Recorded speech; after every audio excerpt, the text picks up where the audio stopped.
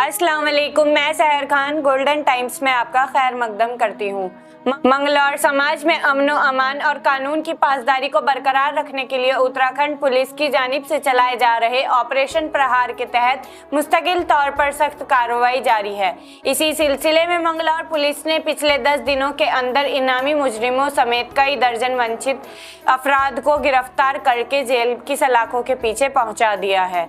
Police की इस तेज तर्रार कार्रवाई को आवाम की जानिब से खूब सराहा जा रहा है। ज्यादातर गिरफ्तार किए गए मुलजमीन संगीन जुर्मों के मुलव्विस बताए जा रहे हैं, जो वारदात को अंजाम देकर पुलिस की गिरफ्त से बचने के लिए दूसरे सूबों में अपनी पहचान छुपाकर रह रहे थे।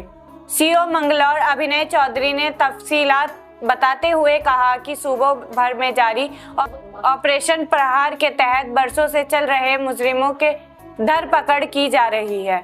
उन्होंने बताया कि महज 10 दिन के अंदर मंगलौर पुलिस ने कई इनामी बदमाशों और लंबे अरसों से फरार मुलजमीन को गिरफ्तार करने में अहम कामयाबी हासिल की है। उन्होंने ये भी कहा कि पुलिस गुंडा एक्ट, वंचित इनामी और वारंटियों के खिलाफ भी लगातार कार्यवाही अमल में लाई जा रही है।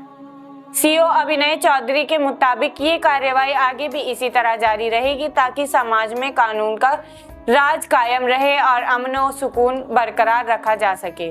मंगलौर से अकील अहमद की रिपोर्ट। मुख्यालय स्तर से जो अभियान चलाया गया है ऑपरेशन प्रहार, उसमें वरिष्ठ पुलिस अधीक्षक महोदय हरिद्वार के दिशा निर्देशन में जो जनपद हरिद्वार है उसमें भी विभिन्न जो मुद्दे हैं उनको लेकर ऑपरेशन प्रहार चलाया गया है। जैसे कि इसमें जो वांछित पेशेवर और जो फरार अपराधी हैं जिनको बहुत टाइम से पुलिस ट्रैक कर रही थी, तो उनके लिए जो है अलग अलग टीमें गठित हुई हैं।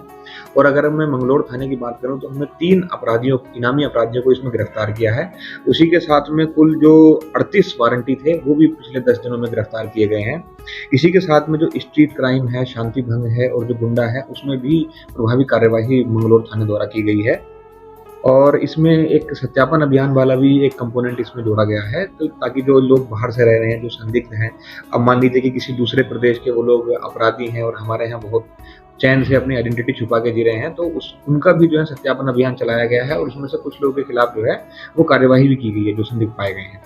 इसी के साथ ही जो स्ट्रीट क्राइम है या जो जैसे कि एक्सीडेंट बढ़े हैं, तो उसमें जो ड्रिंक एंड ड्राइव हैं, जो बिना नंबर प्लेट के जो वाहन चलाते हैं या फिर जो मॉडिफाइड साइलेंसर यूज करते हैं, तो वैसे भी लगातार जो है वाहन सीज किए जा रहे हैं और पिछले 10 दिनों में लगभग 36 वाहन जो है मंगलौर थाने द्वारा भी सीज किए गए हैं। तो उसी के साथ में जो होटल ढाबे हैं उनकी भी चेकिंग की जा रही है। जो कर्मचारी वहाँ हैं, जो काम करते हैं, वो कहाँ के रहने वाले हैं, उन्होंने सत्यापन कराया कि नहीं कराया, उनका कोई पुराना आपराधिक इतिहास तो नहीं है। तो इन सारे पहलुओं को लेके एक ऑपरेशन प्रहार, एक बड़ा अभियान जो है उत्तराखंड पुलिस द्वारा चलाया गया है और इसमें हरिद्वार जनपद भी और जो मंगलौर थाना है इनके द्वारा प्रभावी कार्यवाही की जा रही है और आगे भी जो है वो की जाएगी।